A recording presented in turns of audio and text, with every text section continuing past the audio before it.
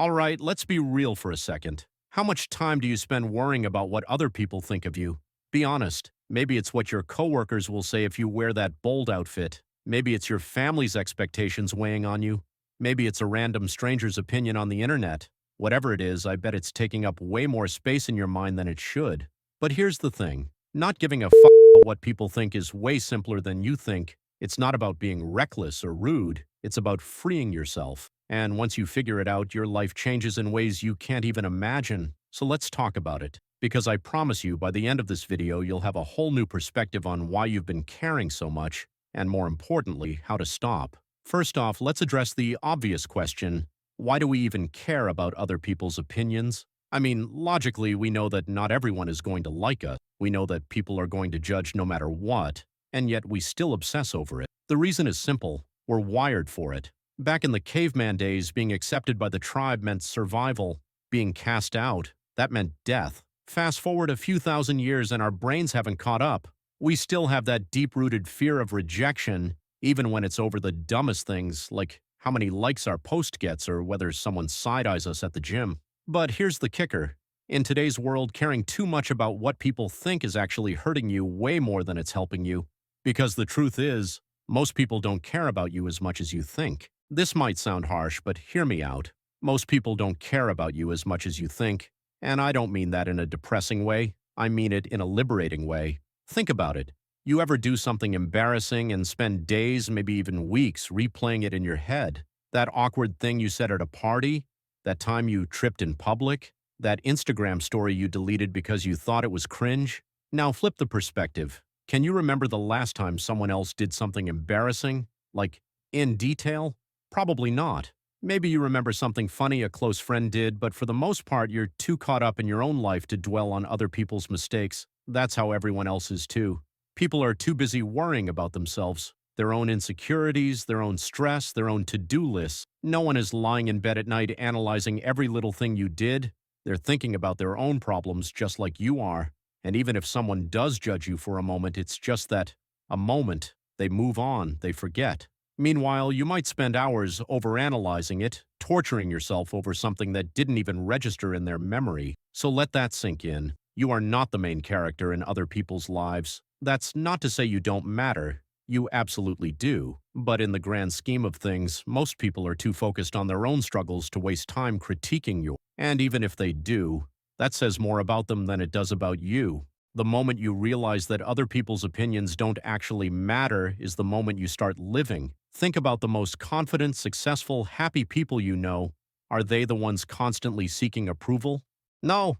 They're the ones who own who they are, flaws and all. They aren't spending their time wondering if someone out there thinks they're cringe. They're too busy doing their thing, and that's the key. Doing your thing no matter what. At the end of the day, you have two choices. 1. Live your life trying to please everyone else, constantly adjusting yourself to fit into what other people think is acceptable. 2. Do whatever the hell makes you happy, knowing that no matter what, some people are going to judge you anyway. Option 2 is where freedom is. Now I know what you're thinking. Okay, this all sounds great, but how do I actually stop caring so much? First, catch yourself in the act. When you feel that anxiety creeping in, when you hesitate before posting, when you second-guess your choices, pause.